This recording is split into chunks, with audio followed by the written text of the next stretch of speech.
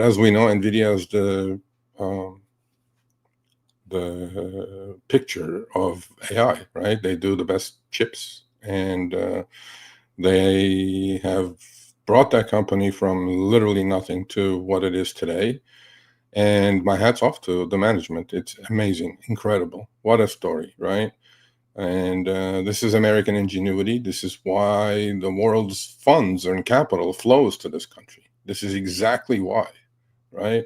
And there are many companies like Nvidia, but not to that size. So Nvidia, obviously, as we know, well, today I think we're almost getting to a new all-time high. So I'm going to say 4.5 trillion market capitalization. That's trillion with a T, folks.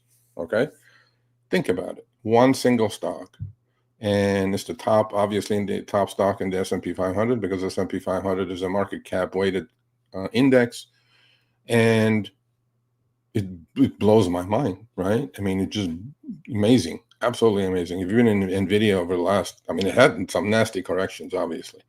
So for a trader, those corrections are where we trade. But for an investor, if you're an investor in Nvidia over the last, I don't know, 5, 6, 8 years, you have no complaints, right? And has outperformed pretty much everything out there. And so a 4.5 trillion market cap, though. And with some of the news that's coming out as far as slowing down on capex spending by Facebook and OpenAI saying ChatGPT or GPT-5 was a failure, Sam Altman putting out some feelers out there as far as, are we done with AI for this first cycle? I believe there is many cycles to come with AI. I think this is just the first one. I compare what's happening with AI today to what's happened in 2000, right? With the .com, but when internet was coming out, we all remember. Well, I remember, AOL. Remember AOL, right? With the dial-up modems, and I believe that's where AI is. But one single company. So I'm just going to put it into perspective, because I believe that the market's not going to correct appreciably, because the top 7 stocks, including Nvidia, Apple, Google, Microsoft, Meta, Mag 7 plus Tesla, those top 10 stocks in the S&P 500, their weighting is close to 38% of the index. If those top 7 stocks, the Mag 7 stocks, are not going to go down, and the indexes are not going to go down, period. Simple. I got an ant on me. And so is this week's Nvidia earnings going to be a pivoting point or a turning point? I mean, I have no reason to question earnings are not going to be fantastic. But as we know, on Wall Street, we don't care about the past. We care about the future. I think their guidance is going to say a lot.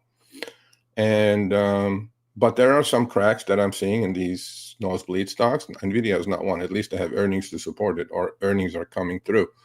But we're talking about Palantirs and things like that. When a company is selling 150 times sales, Palantir actually is under pressure, is underperforming first time this year. But again, look where the stock has come from. So if Nvidia's guidance is even lukewarm, that may put a cap on the market at some point, regardless of what's going to happen to interest rates. But just to make you guys understand the sheer size of Nvidia as a single entity, single company. So Nvidia's market cap is now equivalent to 3.6% of global GDP. So take every single country's GDP, add them up. Just a single stock at 4.5 trillion market cap is about 3.6% of global GDP. This is larger than the market cap of the entire stock market of the UK, France, and Germany. Single stock, folks, single one. In fact, Nvidia's market cap is now larger than the GDP, ready for this, of all but 3 countries in the world. A single stock, single company's market capitalization of about 4.5 trillion now, I think it's 4.3 at the moment, is larger than every single country on the planet except 3. And you guys can guess what 3 those are. And maybe if you want to play that game, put it in the chat. What 3 countries do you think is ahead of Nvidia's market capitalization. And here it is, right? Market cap in the chart. And on the right-hand screenshot, you know, I follow the Kobeissi letter. I highly recommend on X. You guys go follow it. So shocking stat of the day. I like it when they put like, I like the Kobeissi letter because they do put like, you know, they don't extend the topic. They just put like a few sentences and it makes you understand it hits home. Nvidia's market cap now is 1 trillion below. Oh, I gave it away. There's a question on the left side. Nvidia's market cap now is just about 1 trillion below the Japan's Nikkei 225 index.